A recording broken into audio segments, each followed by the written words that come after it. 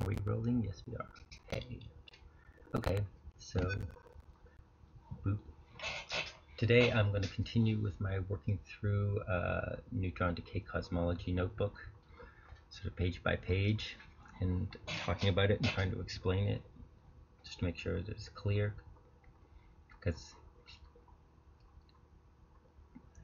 maybe I'm just off, but what's important to me is that to me is a perfect logical consistency end to end of this whole thing, because if there's not, then what is happening there? Things are not arbitrary. Everything's got its purpose, reason, and ends up with its effects and stuff, you know? So, yes, where we were just, we just had a neutron star invert and become an event horizon black hole thing, and granted, some of this math may even be wrong, because I don't know, we don't know. The math breaks down according to the way it's structured. Apparently, I'm going to have to go through it myself in time. But conceptually, what happens very simply is that the refractive index becomes 90 degrees, and the photons become trapped over a plank and become the vacuum energy, because the vacuum energy is exactly that. It's a bunch of photons trapped over the plank into a continuous sheet of photons that are all linked together, rather than being what used to be individual matter particles, which were individual photons trapped over their own singular little gravity pocket. What happens is, when it gets crushed too close together, the neutrons actually touch and become one singular object, which is the entire continuous vacuum energy. So event horizons are really just like this, the membrane of that. There's nothing inside. The inside is the entire universe. Okay, the inside is the entire anti-universe too, the antimatter universe. That's what's inside black holes. It's a hole from the universe into itself. It goes from the highest energy point, where the highest energy density side of the universe, which is here at the event horizon, going in, and on the other side this represents one little pocket in the universe, and a neutron falls out in the lowest energy points of the universe on that side. And by doing that, basically the vacuum of the universe pulls things into itself, and that's kind of what gravity is. You know, gravity is, everything wants to be the most dense because this is the highest frequency, the highest, there's the lowest pressure here in a way, because the highest energy density. There's the most movement. And then it inverts and goes to the quiet place and explodes and turns into hydrogen. Okay, so there we go. Yeah, the event horizon is a membrane of photons in orbit around what was a neutron star. The neutrons are gone. They split up and, I'll address that in a second. Yeah, they split up and are sent to all the lowest energy points of the universe. There we go. So here we go. Here's the overview of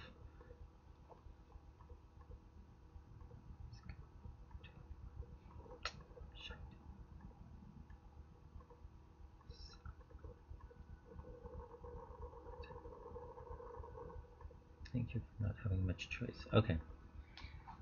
Right, so this is basically the simple geometry of neutron decay cosmology. Okay, so we start at the top. That's where there's a proton that devolved into an electron and a neutrino, or antineutrino, okay, which is actually hydrogen. And then we have the hydrogen becoming heavier kinds of hydrogen and helium and stuff. And then it becomes a nebula. And then that turns into like protodisks, and because of binding and plasma and this and that, and gets condensed into a star. And there's a slow process of densification, compression of energy, higher energy density. You call it lowest energy state, but it's the highest energy density. Gravity is everything moving towards the highest energy density there is, which is the vacuum flux, the membrane. Okay, and once a neutron gets too close at that moment of inversion, there's no gap between the neutrons. There is no space between the neutrons. All the neutrons become one contiguous membrane, which is the vacuum energy. But at the same time, you can't lose or gain, so all the Hamiltonian part, let's say, reemerges in the lowest energy density points of space. That's a neutron. When the neutron decays into a proton, we just had a the energy density goes from whatever a neutron is to neutron over ginormous volume. Okay, this is how we keep the balance. This is how balance. It's the one neutron in, one neutron out. Fine tuning fine tuning doesn't even need to be addressed, because once you get it right, it's perfect and it just flows. One neutron in, one neutron out. The universe only had to make sure it could run once. And as soon as that churn went smoothly, boop, let's just continue that process forever. Okay, one neutron in, one neutron out. Gravity will do the rest. And what is gravity? It's the thesiotropic nature of space, that when you put energy into it, that it wants to get more dense. And this is a thermonuclear valve. This is like not thermonuclear, thermodynamic one-way valve. Once you have a certain energy pressure, you release it. Okay, but you're not going to release it all in one place. Instead, let's release it all over the place, so it's got as much room as possible to expand into. Okay, that was page 13. Wait. 14. Okay, yes. Let's just look at this for a minute. Black hole, white hole. Okay, in a black hole, things are brought towards a singularity, towards a singular place. That means white holes need to be dispersive, right? Diffusion, expansion. But the thing is, the opposite of being in a point is not to be in a point but expanding out. The opposite of being in a locality is to be actually diffuse. Not the motion of diffusion, because now you're trying to get to other place, but you need to be there. You need to be the diffusion. This is what I say. It's like it's the energy surface of the universe. You go from the most diffuse, slowly dripping in, flowing in, to the highest density, at which point you reach a catastrophic point and you've contacted the surface of motion, which sends you back out to the lowest place. And it's like a flip of a neutron that does it.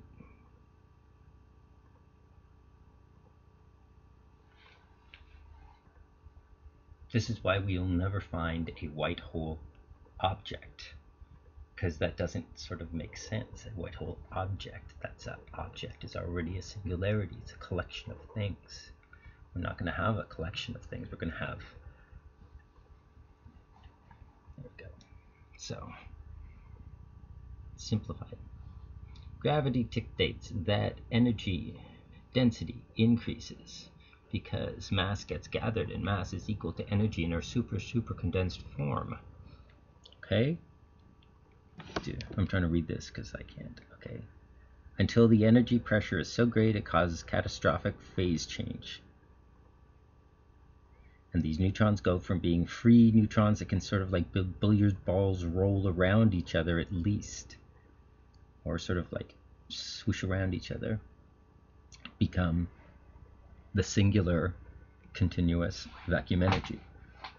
The complex mass of swirling neutrons slowly becomes like in space, which is like all diffuse, and each one has its own independent sort of surface. becomes a single large surface of photons trapped in orbit. Well, that's what the universe is. That's what the vacuum energy is. One membrane of photons, 90 degrees to us.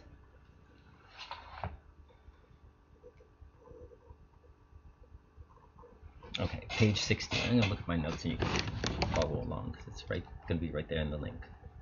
So, page 16. There's the distance, geodesic life path between D, which is on the periphery, and D prime along the time axis. As you go, unless there was some kind of specific energy interference, gravity dictates the next moment of the universe to be more dense. Dark energy and lambda were invented to compensate for this because they can't deal with understanding that the redshift is not this expansion. But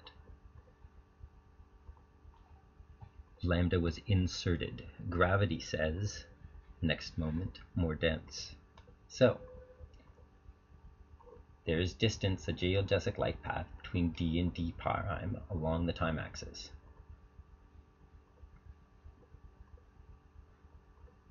And yeah, the usual thing would be like hydrogen, nebula, protodisk, galaxy, boop, boop, boop, boop, boop, boop, boop, till you get to a black hole. That's the way gravity pulls things. That's a general life path. Maybe you get sent off into an eddy for a while, but eventually this is where you'll be. There's no distance, essentially, though, between, at that moment of when you invert, there is no distance between the edge of the event horizon and deepest space, because that distance is being measured in energy, and you are part of the contiguous surface, and therefore it's sort of like with electricity, or like a tube of water. You push on one end and you didn't need to travel that distance. There's a certain compression wave characteristic which we can get to, but you invert and you appear there. It's one flip. This distance here is literally a Planck rotation. One Planck rotation. One Planck rotation, 14 billion years. One Planck rotation, 14 billion years. That's our lopsided manifold. Okay, we're on page, what was that, page 17? There we go, yes. This distance, geodesic light path, okay, they're not even two, which creates this differential between the two. In a way, the vacuum of deep space pulls stuff towards it. It's just that the geometry is contorted so that the way it gets pulled is through a variation in pressure. This is our lopsided manifold. The next moment is more dense than the previous. This means that energy pressure increases until D has pressure c squared, which is the pressure needed to get from U to U. So once you get excited enough so that you're compressed that dense, then all of a sudden you make it through the one-way valve and solve the thermodynamic conundrum of the universe. And you get all the energy, on page 18, let's say, all the energy that you got from your fall. Let's just look at this picture even. Okay, this is a fall. Everything's a fall. Gravity falls. Okay. You're a free-flying, floating object. By the time you hit here, by the time you hit the surface, you essentially, I think it's like, you must be going the speed of light or close to the speed of light.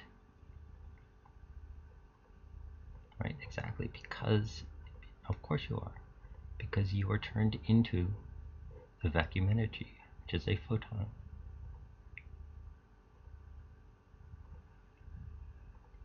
But then, because we lost that information reappears at the lowest energy point by going from a neutron into a piece of hydrogen, an atom of hydrogen. The simplicity is just irrefutable. It's not about me. It's just about the logic. Okay, so one way is a gradual process. We're on page 18. D to D prime is the gradual process that seems to take about 13.8 billion light years on average or something. That's just sort of a joke I make, because if the universe is this big, then why would it be curved that way and that much? So it's sort of a joke. Since it's the size of observable universe and this whole Big Bang thing, let's just call it, oh, that's like a life, that's a world line on average, the mean world line. See, why is it a mean world line? Why can't it be a friendly world line? Okay.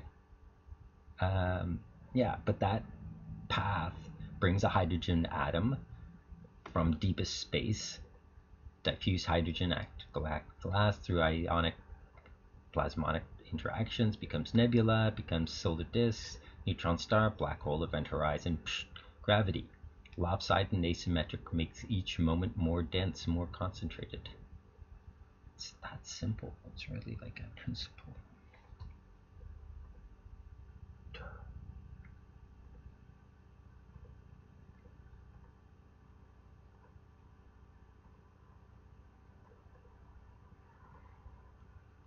Okay, and someday I'm sure there'll be lots of jokes about this shape. But the point is that basically you're going from singularity from a very small concentrated. This is what Big Bang mimics, but doesn't quite get right in terms of, I think, scale is all. It's like you're going from a very, very small, dense packet to a huge, expansive packet. So you have a volumetric change. The energy, but that happens over a very short distance. It's like at this point up here, the neutron is, like I like to call it, tangentialized, because it becomes charged, it becomes outward and volumetric, taking up a big volume. Whereas here, it was at its very, very, very most concentrated relative to each other. And what is that proportionality? This is no doubt going to be like fall into that big numbers thing. It has to do with the proportionality of the gravity curve, the density necessary to compress a hydrogen atom into a neutron, and then the volume difference between a neutron and a decayed neutron, a hydrogen atom, in deepest space, which we don't really know, but we can make some guesstimates. And this is it. This is how the I keep saying that. It's like the thermodynamic process that maintains the universe, and it's like this trick of gravity being thesiotropic, where it's like things want to be at the place that has the most density. They're drawn there. And why? Because it is more dense, but also because it's easier to go there than it is to go the other way. It's less viscous. I know it's a weird way to think of things, maybe. Okay, page 20. Yeah, a neutron crosses over. Okay, a neutron suddenly goes from the edge of event horizon to deepest space. A neutron crosses over, and in doing so, all its Hamiltonians, its hams, are inverted. So matter becomes antimatter. But if antimatter appears on the other side, that means matter had to appear here. So it's a trick of this flipping that it does this. It's like it's inverted everything with almost no action at all. Path of least action. This is the universe. Right? A single neutron inverts and crosses the boundary of time, which is like becoming the vacuum energy. And then, what's the pressure here? Matter, always balanced. right? So it's essentially, it's like it's sucked there because of the low pressure here. The charge in a neutron is page 21 now.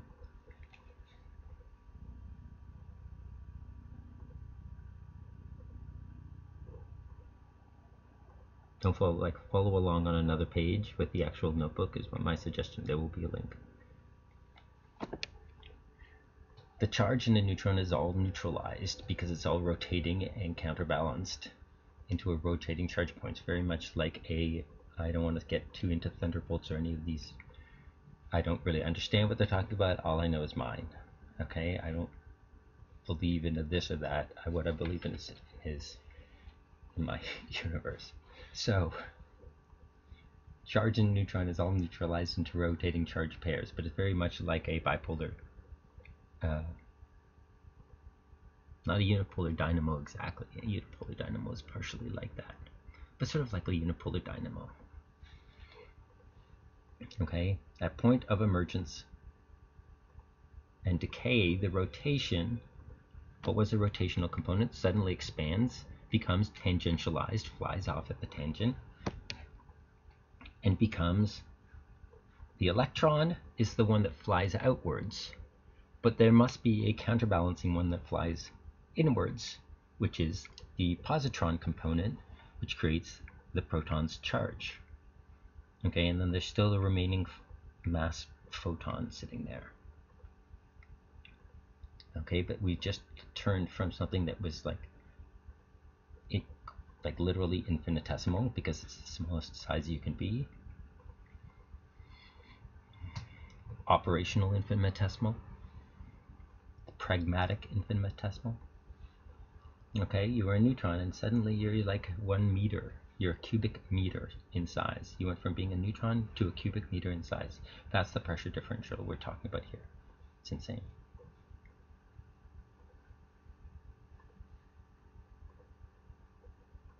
Okay, that's page 21. But this is essentially a protest. The decay, page 23. Sorry if I seem rambly. Look through the book. The decay of the neutron is a tangentialization of the spinning charge into expressed charge. This expansion creates the negative pressure on the other side, because now it's a low pressure zone. So it actually, the decay of the neutron pulls the next neutron across the membrane in a way. A neutron, and this is not like necessarily super accurate math, but it gives you an idea of what the heck the scale is of what the process is and what the flow is and what the direction is. I'm not a bookkeeper.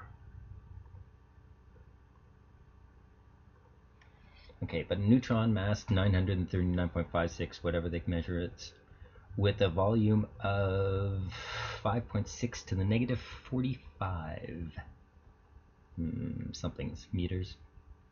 It's only a matter of 3 places on the 10 anyway, so who cares? Decays into a proton and electron, combined mass basically the same, right? Not quite the same, because of the neutrino, but with a volume of at least of okay, hydrogen at Earth pressure. Hydrogen at Earth pressure, local pressure, 6.2 times 10 to the negative 31st, whatever these are, that I had measured it in, trust me. You can go look it up. It's not it's the principle that counts, okay? That's at least a 10 to the 14th increase. At least a 10 to the 14th increase. And I suggest it's like this is operating at local, this is at STP. Okay, a hydrogen atom in the deepest void of space is going to be way the F. Karn, I'll stop saying that. Sorry. Bigger. So it's even just a greater differential. The differentials is almost certainly going to work out to be the large numbers thing. Okay, this is like the basis of the expanding energy of the cosmos is the decay of neutrons.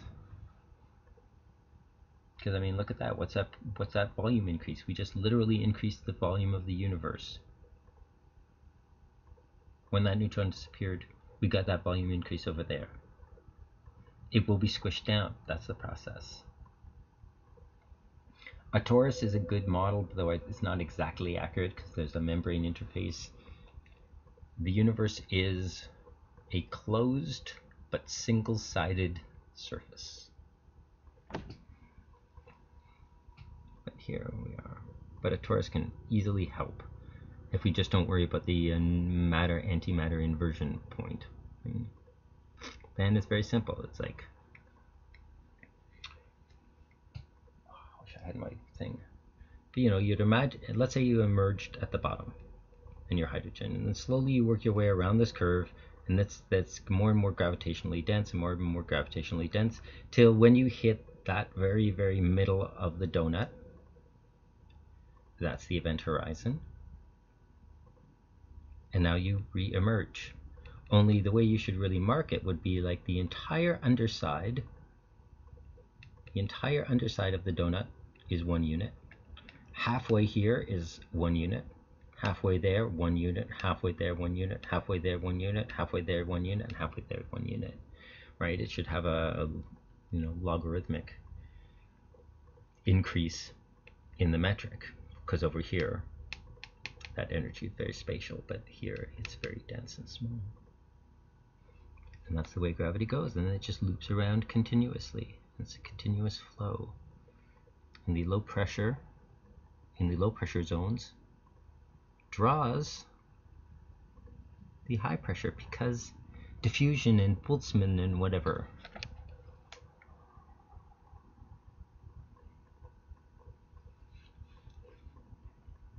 Okay, I don't care whose name it was that created this logic or is getting credit. Okay, whatever. So this is what happens, is there is an absolute minimum energy density to the universe. It's where neutrons, it's just about where neutrons sit. Okay. And when you avert,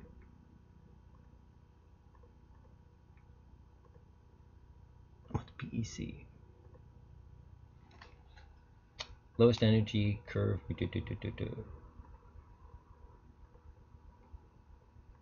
Yeah, well, that's the wrong measurements. Energy density goes up, not lowest, like rest.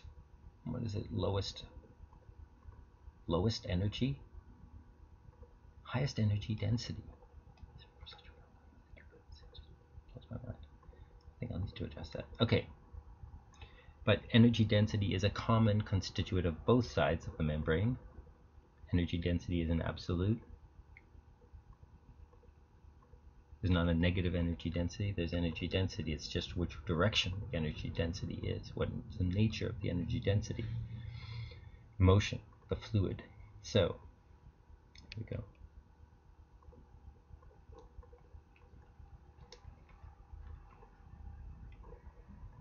Okay, 27.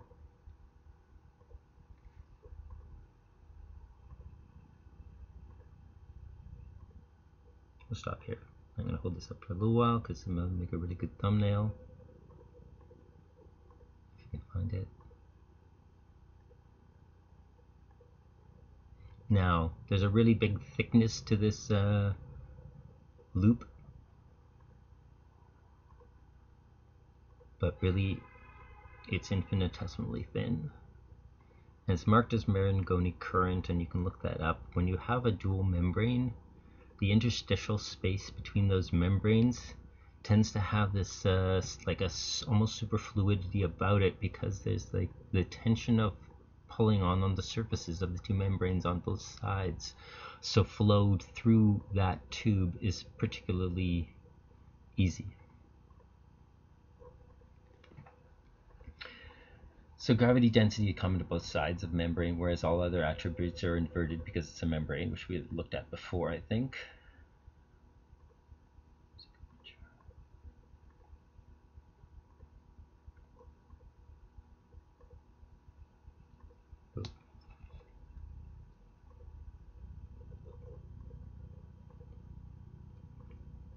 Right? Positive here is negative there. Clockwise here is counterclockwise there. Inwards here, outwards there. Lewis Carroll knew a thing or two. Whatever is perviness.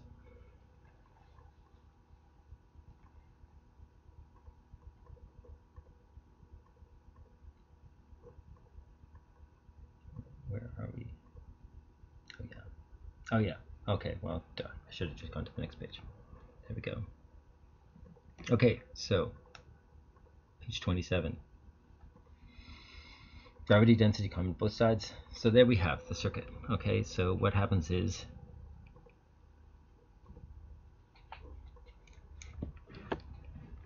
energy gets condensed. This is event horizon.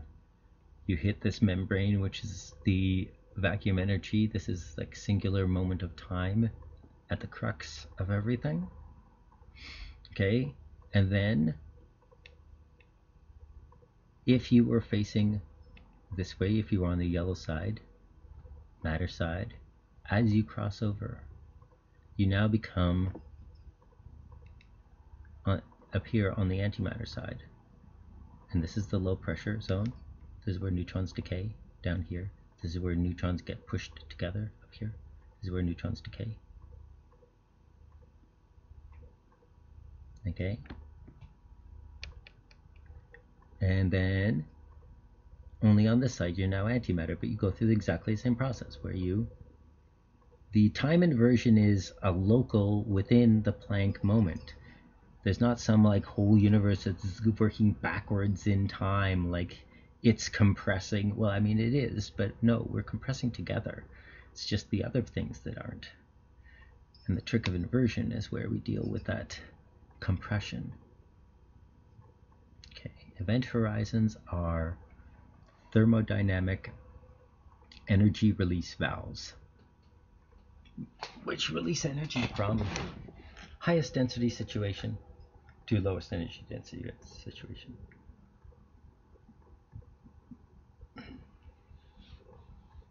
Here we go. Here's how I see.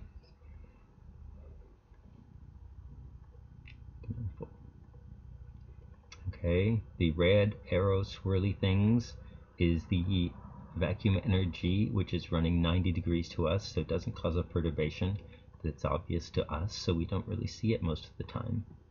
Though we can learn to see it by using still charge, or its effect on charge. It's the Aharonov-Bohm current. I really think that's what to me, neutrinos are the Aharonov-Bohm particle. So there's matter and antimatter universes. They balance each other. In our universe, a neutron decays into a proton or an electron, and then eventually they get shoved back together by gravity and this and that, and it reemerges as a neutron on the other side. But a neutron on the other side is a antiproton and a positron, and then they get compressed. And this cycle just happens continuously forever, neutron for neutron. This is where charge comes from. This is the pressure. And then electrical stuff is like a flow of this pressure along a singular line. And then magnetic fields is when you have a swirl of these pressure gradients, these flows. And I think you can look at all the forces. But let's stop this because it's missing. This is basically the summation. Okay, the red is the vacuum energy because it is 90 degrees to us. Only when it gets perturbed, when the axis of rotation gets perturbed, then suddenly we have inflows and outflows in larger, more complex forms.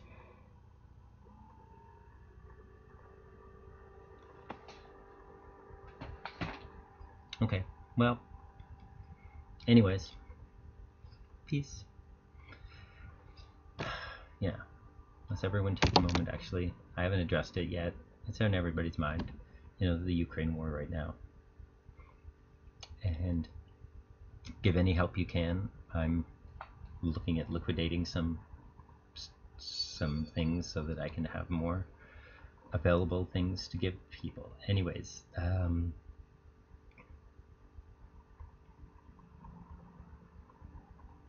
We need to evolve to a better place. Okay?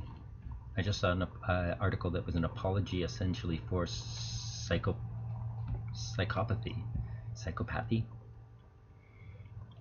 which I understand. It's like, yes, like, you know, being a sociopath and being a psychopath both are survival strategies. That's what they are. But we as a society need to try very consciously and reduce the contribution that nurture and environment make towards the feelings that require that response, the situations that require that response. This war in Ukraine is exactly an example. It's like, but we're traumatizing a whole bunch of people. We just traumatized a whole bunch of people. We just damaged the world. Our response to the future is going to be, you know, impaired, I think. You know, and there's a larger philosophy of other stuff. But thousands of people are in pain, and that was unnecessary. And we need to evolve. We have to. Otherwise, we won't survive. It's that simple. Anyways, bye. Have a nice day.